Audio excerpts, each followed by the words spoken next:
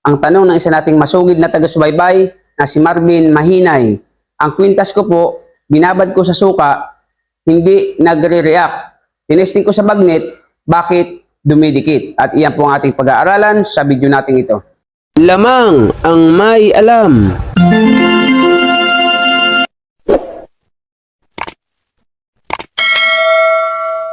Ito pilak ang trabaho ko. Magandang panahon po sa inyo mga kaibigan ko. Dito po sa ating channel, More Than Treasures. Kumusta po kayong lahat? Nawain na sa mabuti kayong kalagayan at laging ligtas sa anumang sakit at karamdaman. Sa video po natin ito ay ating sasagutin at bibigyang paliwanag ang katanungan po ng isa nating masugid na taga-subaybay na si Marvin Mahinay. Shout out sa iyo, Idol Marvin. So, ang tanong po niya, meron daw po siyang kwintas. Binabad niya sa suka, hindi naman nagre-react. Minagnet niya, pero bakit dumidikit? Gusto ko pong sabihin sa inyo, mga ka-More Than Treasures, na ang suka po ay hindi po ito ang ginagamit sa pag-testing ng anumang alahas. Ang mga gumagamit lamang po ng suka para i-test po ang alahas, ay yan po yung mga magkakapatid na sila Haka-Haka at si Kuro-Kuro. Yan. Tapos po yung pisa nilang si Alam-Alam. Kapag po ang isang alahero o tumitingin ng iyong alahas ay suka ang ginagamit, ay huwag ka na pong maniwala sapagkat yan po ay Haka-Haka lamang nila Alam-Alam at ni Kuro-Kuro. Sapagkat kailanman hindi pwedeng ipang-test ng anumang alahas ang suka. Ang suka po ay pinampapaksiw lamang yan at sinasawsawan ng chicharon. So, ang sabi niya, bakit daw po hindi nag-react yung kanyang alahas sa suka? Hindi nga po pantes ng alahas ang suka.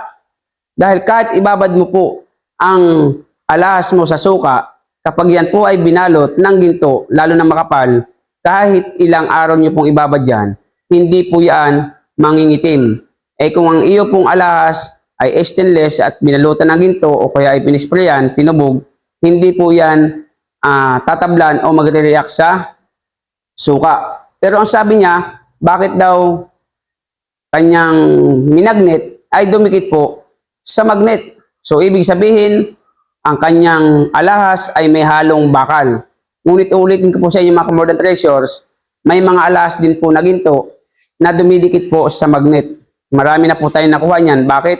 Kasi yung alahas na yan ay ginawa po ng alahero, ginto, tapos nilahukan niya po ng konting bakal. Kaya po talaga pag minagnet mo yan, iyan po ay didikit sa magnet. Kapag ang pawn shop naman po ay gumagamit din po ng magnet at minagnet po nila ang alahas na dumikit, yung iba po ay hindi tumatanggap ng dumidikit sa magnet. Ngunit ang iba naman, lalo na po yung mga Batikanong tauhan ng pawn shop, kahit po yan ay dumidikit sa magnet, tinatanggap po nila yan sapagkat ang ginto, dumikit man sa magnet o hindi, ay mananatili po yung ginto. Kaya inuulit ko po sa inyo mga ka-More Than Treasures, hindi porke ang iyong alahas ay hindi nagre-react sa suka, yan po ay original na.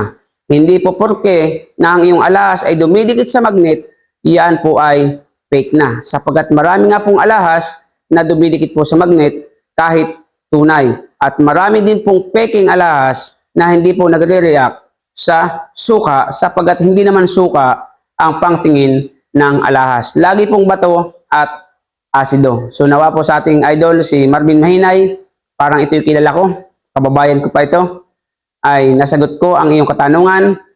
At sa mga bagong dating, kung nagustuhan niyo po ang ating channel, pakisubscribe niyo po ang ating channel.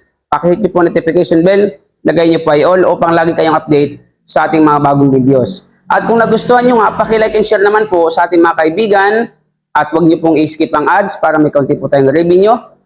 At kung kayo po may katanungan, comment po kayo sa ating comment section. Sa mabilis na usapan, mag-send po kayo ng picture, mag-chat po kayo sa ating FB page, More Than Treasures, same lamang po ng ating profile ng YouTube. See you on our next video. Maraming pong salamat. Shout out sa inyong lahat. Welcome ang bawat isa. God bless po. Lamang ang may alam.